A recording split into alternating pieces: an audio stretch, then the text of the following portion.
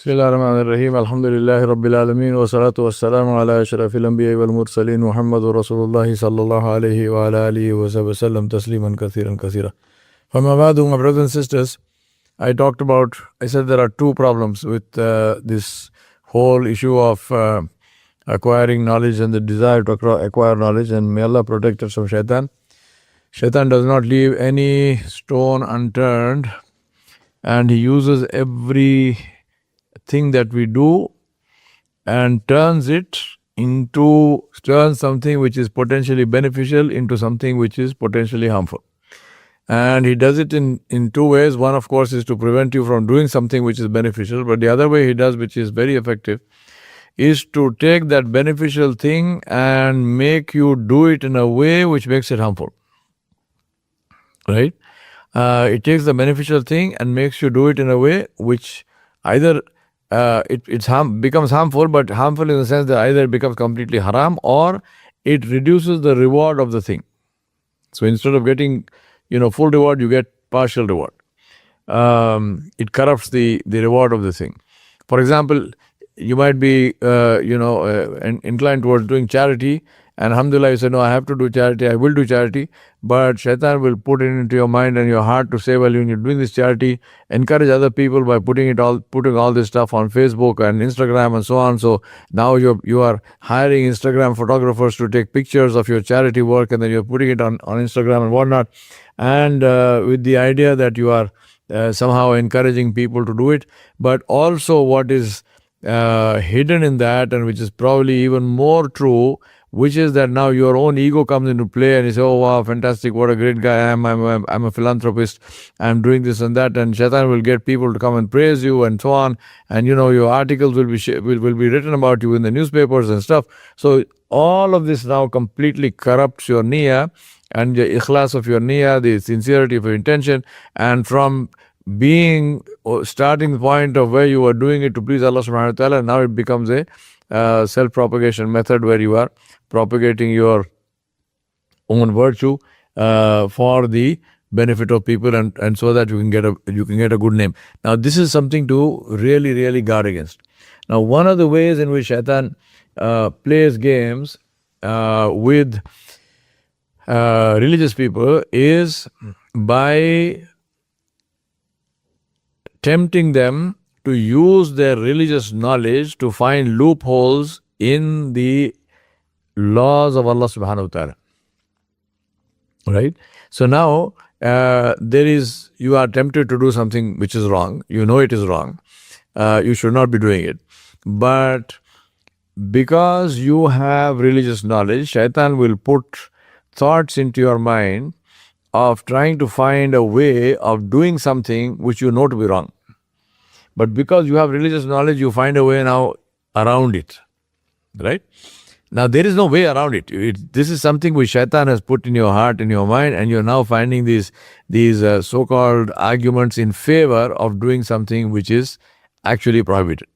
One of the most common ones is this prohibition on interest-based dealings, which is a very clear prohibition. It is something on which Allah subhanahu wa ta'ala declared war in His own name, glorious name, and in the blessed name of Rasulullah sallallahu alaihi wasallam.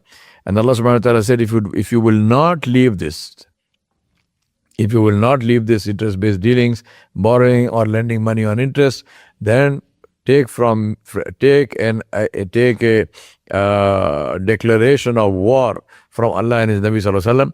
The ayat of Surah Al-Baqarah are very clear, absolutely clear ayat. Now shaitan he finds his agents who in the garb of being religious leaders, they now take this and they twist it and they say, oh, but you see, we live in America, the whole society is full of interest, so you cannot possibly escape it. So it doesn't matter. I need to own a house, and therefore first house is permitted. I need to invest my money. Therefore, as long as 20% of your total portfolio, as long as the haram does not exceed 20% or 30% or whatever percent, right? they have different people have different percentages. May Allah have mercy on us. As long as the haram element does not exceed that percentage, it is okay. Now you ask this question and say, where did you get this percentage from? Right? If you're saying 15%, if I have 16%, then it makes a difference. If I have 14, it makes a difference. Well, what are you talking? What are you trying to say? This percentage, where did we get it from? Because Rasulullah said very clearly that if there is 1 dirham of haram in 99 dirhams of halal, that 1 dirham will make the other 99 haram.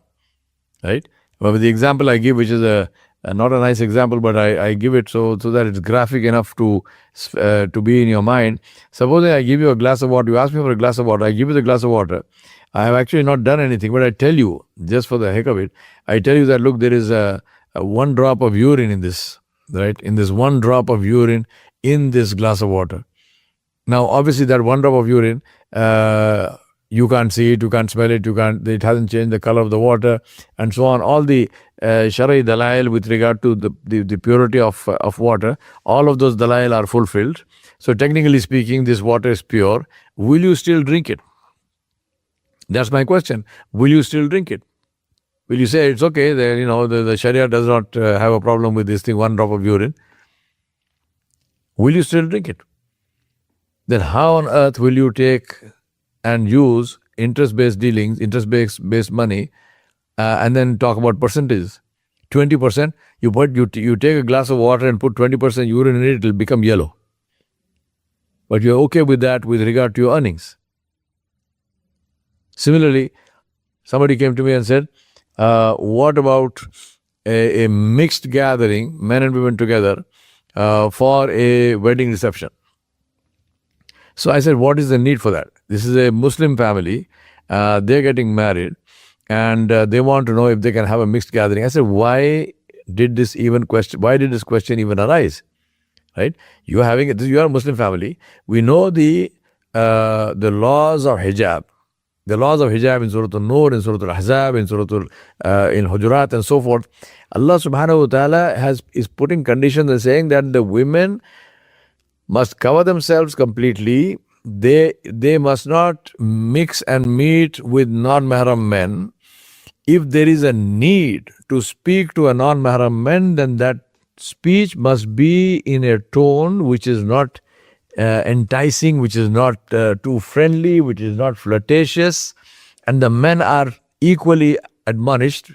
Just before somebody jumps down my throat saying that I am anti-women, men are equally admonished to say that keep your gaze lowered. Don't look at a non-mahram. Don't even look at a non-mahram woman. How is it possible to have a mixed gathering where the men are not looking at the women and the women are not speaking to the men? Why do you have a gathering? Why would you have such a gathering where the men are not even looking at the women and the women are not speaking to the men because there is no need to speak? Right? And the women are completely in hijab and covered head. Why would you even have such a gathering? For what reason? So the only way you will have such a mixed gathering is when these rules are going to be thrown aside. And the dalil that is given is, but this is urf. Now urf is an usul in fiqh where the basic fundamental principle is that as long as everything is halal, there is no particular, within quotes, Islamic way of doing something, which is particular to a particular culture or a country. For example, Islamic clothing is not only a thob or a jalabiya or something like that, right? Or a Islamic the hijab and jalabiya or the burqa for the women is not only the way it is worn in Afghanistan or the way it is worn in some other country. As long as the libas, as long as the clothing covers the person fully, in the case of the woman, from head to foot, except her face and her hands. The niqab which women wear, this is ikhtiyari, this is something which is they have the freedom to wear it or not wear it, but the face is permitted to be uncovered, and the feet and the hands. The rest of the body is to be covered in something which is loose, where the shape of the body is not visible because of tightness, and the material is not so thin that the body itself is visible. As long as this happens, whether that libas, whether that clothing is black or white or green or blue or whatnot, it doesn't matter, as long as it's not something which is attraction, which attracts more attention. So obviously, you don't want something with sequins on it and scintillating in the light. You want something which is which is dignified and which does not attract attention. This is fine. So this is what is called the urf. So you say and similarly for the men, I mean, it's not necessary for that you must wear only a thobe. You can wear a suit, you can wear a trousers and shirts, you can wear a kurta pajama, you can wear, as long as the aura of the man is covered, as long as the body of the man is covered. Again, the same rule applies. Shape as well as the body itself must not be visible.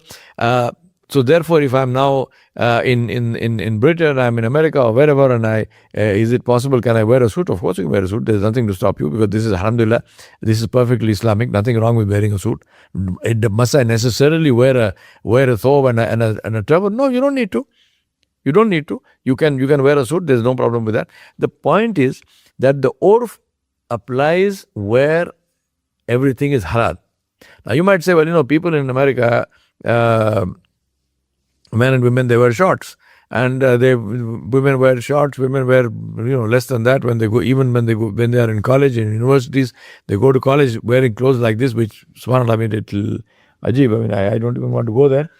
Because of what I have seen. But the point I'm saying is that you say, well, this is urf, so then why can't Muslim women dress like that? No, you cannot, because the urf applies only when everything is halal. You cannot take something which is haram in itself and then call that the urf. It's not the urf. This is haram, period. We don't even consider that. Just as I mentioned the earlier issue of interest, just because everyone is taking interest, you can't say this is the urf of the place that we deal in interest. No, interest is haram, period, end of story. Whether it is this place or that place makes no difference. There's no urf to be applied in that case. Now, my point I'm making here is, all of these arguments come from people who are religious, people who have the knowledge of Islam. Right? They take this and they twist it in order to try to justify their own wrongdoing. Now, the big danger of this, I respect somebody who does something wrong, even though they may do it knowingly, right? But they do it wrong. They never say it is right. They say this is wrong. This is my weakness. I am extremely sorry. I beg Allah subhanahu wa ta'ala to forgive me. I beg Allah to take me out of this, but I am stuck in this. That kind of a person, there is hope for them that Allah subhanahu wa ta'ala will forgive them, will guide them, because the person is beginning from he's saying, I am wrong. He's beginning from that. He's not saying I'm right. He's saying, no, I am wrong. There is something which is wrong. I should never do this. But whatever the circumstances. But on the other hand, you have somebody who takes the same wrong thing and finds some justification, or he thinks it is justification. It cannot be a justification because it's haram. So, but shaitan is playing games with his mind. So he creates his justification, and then he feels justified in doing something which is haram. The biggest problem with that is that person will probably never make istighfar and tawbah, and if he dies with that, then he has died with a major sin on his hands, doing this sin deliberately and creating all the justifications for it. May Allah protect, can take him into the realm of actual kufr, of making haram what Allah has made halal, or making halal what Allah has made haram. This is kufr. This is completely out of Islam. It can even take a person to that place. Now, point is, why did that happen? Because knowledge was not approached in the correct way. There was no adab in the learning. There was no tarbiyah before the talim. And shaitan was playing games with this person and their mind. So I ask Allah subhanahu wa ta'ala to help us to approach the deen in the right way, and to learn the deen, the fundamentals of it, and always to keep this thought in the mind, that we must be very careful with the laws of Allah subhanahu wa ta'ala. Don't play games with them. If Allah gave you knowledge, never use this knowledge to try to find loopholes in the deen. Use the knowledge in order to guide yourself first and then present it to whoever you want to present it to. And we ask Allah subhanahu wa ta'ala to use us for a purpose with which He is pleased. وصلى الله على نبي الكريم وعلى آله وصحبه أجمعين برحمتك يا أرحم الراحمين. If you're enjoying our content and want to see more, don't forget to hit that subscribe button and like this video. Your support helps us grow and reach more people. Also, if you'd like to help us produce even more frequent and high-quality content, consider contributing to us on Patreon. Every little bit helps, and it means the world to us. So, share with your friends, and let's keep this journey going together. Thanks for all your support.